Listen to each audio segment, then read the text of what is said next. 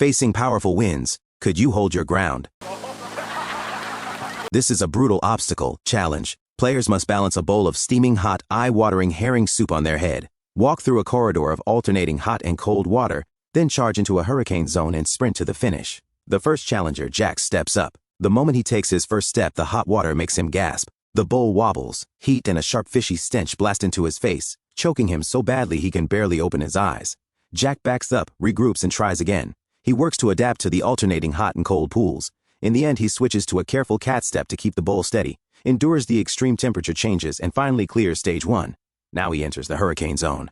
The fans roar, and a violent headwind mixed with mist slams into him. Jack takes a few big steps and breezes through half the distance, but with just one step left, he slips.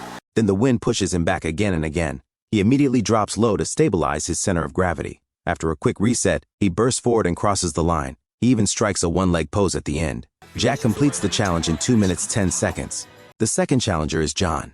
As soon as the soup hits his head, the stench makes him grimace. Add the shock of hot and cold water, and his body jerks. The soup spills more than half of it.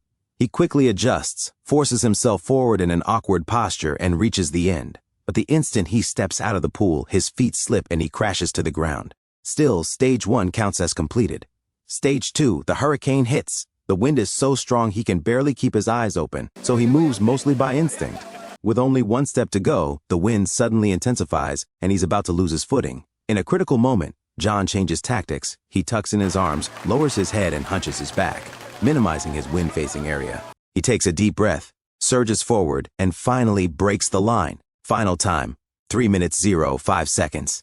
The last contestant is George. He barely withstands the pungent soup, and the next second he loses his balance. The soup on his head almost spills completely. On his second attempt, he sprints while shouting, grits his teeth through the harsh temperature swings, and successfully clears stage 1.